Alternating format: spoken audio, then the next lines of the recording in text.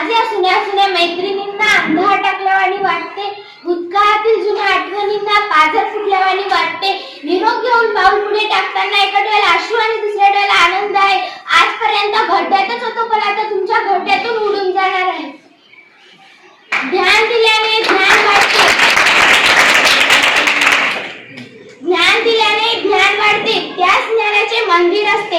ज्ञान दिल्याने ज्ञान वाढते, त्याच ज्ञानाचे मंदिर असते. सर्वप्रथम सुंदर असा आमच्या शिक्षकांनी आम्हाला आधार दिला तर त्यांना पहिल्यांदा अभिवादन.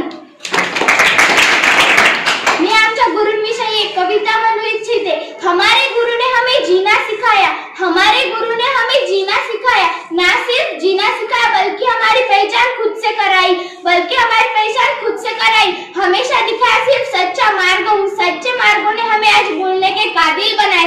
हार कर जीत जाने का जद्दान हमें सिखाया, हार कर जीत जाने का जद्दान हमें सिखाया.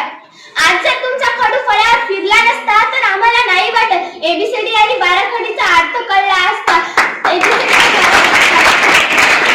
आज अशी गत झालेली आहे की देणाऱ्यांचे हात हजारो पण आमची झोल तुकडीच आहे. निसर्गाला जसा रंग हवासा वाटतो, फुलाला जसा गंध हवासा वाटतो, तसाच आम्हा विद्यार्थ्यांना तुम्हा शिक्षकांचा हात हवासा वाटतो, हात हवासा वाटतो.